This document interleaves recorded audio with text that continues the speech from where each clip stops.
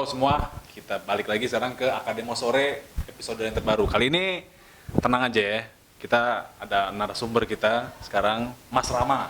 Halo. Jangan fokus sama mukanya aja, fokus sama otaknya, keren coy. Ya. Jadi sekarang nih Mas Rama dan gua Faisal, panggilnya Rama aja sih, nggak usah pakai Mas sebenarnya. Itu pengen ngebahas soal, nah lu lihat sendiri di belakang ini kan ada peta apa coba kira-kira? Ya, peta Pulau Jawa ya. Jadi kita nggak ngebahas geografi, kita juga nggak ngebahas geologi dan lainnya, kita ngebahas soal sejarah. Nah sekarang kenapa Pulau Jawa kan itu kan? Ini bukannya maksudnya Jawa sentris lah atau apa, tapi kita harus akuin bahwa dari sekitar 1.600 tahun lah adanya sejarah di Indonesia itu kebanyakan terjadinya di Pulau Jawa. Banyak faktor yang menyebabkan itu. Pertama memang yang namanya sejarah kan butuh pencatatan kan itu ya. Nah pencatatan itu memang agak nggak berimbang antara Pulau Jawa dengan pulau yang lainnya. Di Pulau Jawa itu semua tercatat rapi gitu. Ada beberapa di pulau lainnya tapi ya sifatnya tersebar-sebar gitu kan. Terus juga kayak apa ya, soalnya kan sekarang kan lagi ngetren banget tuh fenomena apa, pilkada ya. Ada. Karena kan kita lagi DKI nih, terutama lagi mau pilkada atau pemilihan kepala daerah. Dan kayaknya Jawa lagi nih yang di shoot, kayaknya panas banget gitu Iya, ya iya. nggak sih? Mungkin ada hubungan dengan sejarah kali Iya, ya. sebenarnya kita bukan ngebahas inti kita coba untuk ngejawab kenapa sih Jawa itu segitu berperannya. Tapi itu pertanyaan itu kita nggak bisa jawab dalam waktu sekali diskusi kayak gini ya. Mungkin ada berkali-kali nanti. Cuman kali ini Rama akan ngasih tahu ke kita tuh soal satu part dalam sejarah Pulau Jawa yang cukup seru, yang menjadi landasan kenapa Pulau Jawa itu segitu ininya ya, segitu signifikannya dalam sejarah di pulau-pulau Nusantara yang lainnya, sehingga akhir ujung-ujungnya ntar Batavia sendiri atau Jakarta adanya di Pulau Jawa kan gitu. Nah sekarang kita akan mencoba untuk diskusi soal satu tahapan yang kita sebut sebagai Jawa kuno. Itu kebetulan lebih spesifiknya kita akan ngebahas di yang bagian akhir dari Jawa kuno, yaitu mulai dari kerajaan Kahuripan, Kediri dan Singosari sampai ke Majapahit lah ujung-ujungnya. Nah itu satu periode itu bikin menorehkan sejarah yang sangat signifikan di Pulau Jawa karena ya kerajaan-kerajaan itu skalanya cukup besar yang kalau bisa kita lihat sekarang ya, impact-nya. Main di dunia internasional ya, Ya. untuk Majapahit. Itu sekarang pertanyaan pertama nih Ram. Kenapa sih kok pusat-pusat kerajaan itu yang canggih-canggih itulah tadi ya, mulai dari Kahuripan, Singosari, Kediri itu kenapa adanya di Pulau Jawa? Itu gimana? Jadi simpel aja sebenarnya kan ngelihat dari teori penyebarannya juga. Pulau Jawa lagi-lagi dilihat cukup strategis untuk perdagangan era Hindu-Buddha ya.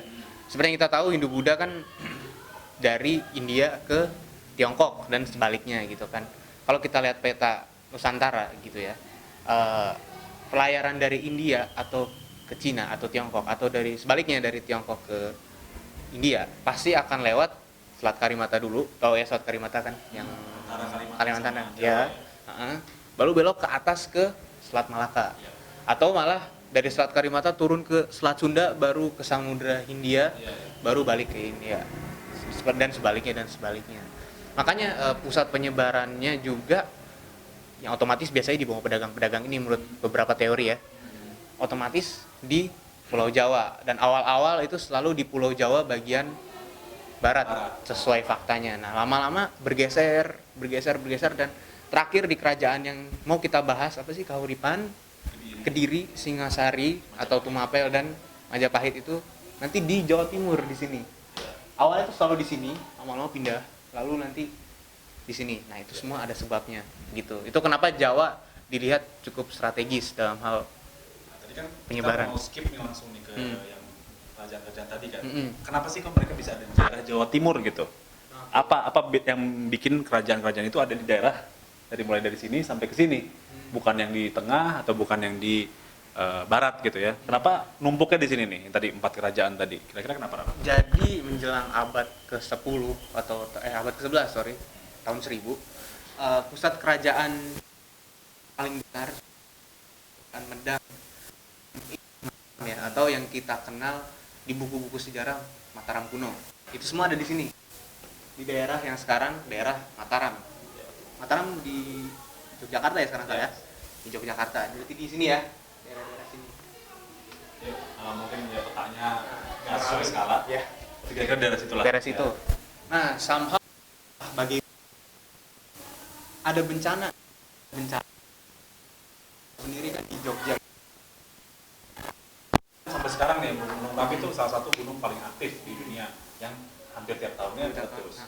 Tapi terkadang dia letusannya gede banget kan, kayak waktu tahun berapa tuh ya, berapa tahun yang lalu 2000-an ya. yang kasus Bang Marijan ya. Ya, yang Bang Marijan. Coba lanjut, mungkin waktu itu juga hampir sama kayaknya. Hampir sama, betul. Hampir seluruh Jogja atau daerah ini tuh dulu lantak lah gitu. Nah, Kahuripan Medang ini cukup besar jadi gede banget, bahkan sampai dikenal sampai ke Jadi ini cuma pusatnya doang ya kira-kira ya? Pusatnya di sini. Tapi kekuasaannya luar biasa gede. Iya. Sampai Raja Medang yang kena sial tanda kutip waktu itu nama rajanya Pusindok. Pusindok. Pas dia lagi merintah di tahtanya di Mataram gitu. Terus ada gunung meletus, which is itu Gunung Merapi itu tadi, gitu kan. Ya udahlah kata dia, daripada kita bangun lagi dari awal, padahal pusat peradaban Medang itu dari mulai Borobudur sampai Prambanan ada semua di sini, tanda kebesarannya dia. Dia mikir, udahlah nggak usah bangun dari awal, mending kita pindah ke daerah yang lebih dinilai lebih aman. Gue juga mungkin ya kalau lihat dari ininya kan dia pindahnya ke daerah Jawa Timur bagian utara ya. Bagian utara. Di sini kurang lebih. Itu ada nggak kira-kira hubungannya dengan dia mau memperluas perdagangan kali ya? Mungkin bisa, karena ini kan pelabuhan ya. Iya. Kalau ini kan agak ke bawah, mungkin lebih fokusnya ke agraris tadinya. Jadi ada, walaupun selain Merapi juga mungkin ada kebutuhan untuk ya, Melebar ke perdagangan. Betul. Gitu ya. Makanya akhirnya pusat kerajaan Medang Ibu Mataram pindah ke Kahuripan gitu ya. Sampai rajanya yang terakhir, beberapa generasi di bawahnya, yaitu raja terakhir Dharmawangsa Teguh, raja terakhir Medang akhirnya hancur oleh kerajaan Sriwijaya ya? Sriwijaya. Oleh Raja Urawari. Iya. Nah, itu akhir dari Medang sendiri. Itu akhirnya bisa pindah gitu. Kalau misalnya yang kita lihat kan pada masa itu Jawa kan memang lagi hot-hotnya lagi ya. Ya. Kita lihat pergantian kekuasaannya ada yang berdarah-darah. Betul. Dan hampir semuanya kali ya, hampir semuanya itu pergantian dinastinya itu, pergantian kerajaan itu nggak dengan cara yang damai kayak mungkin pergantian dinasti di Inggris gitu misalnya. Nggak sehat Pergantian gitu ya. dinasti di Tiongkok ada beberapa yang damai, ada juga yang berdarah. Tapi kalau untuk Jawa pada masa ini tuh saling bunuh lah, saling berontak gitu kan. Nah itu kira-kira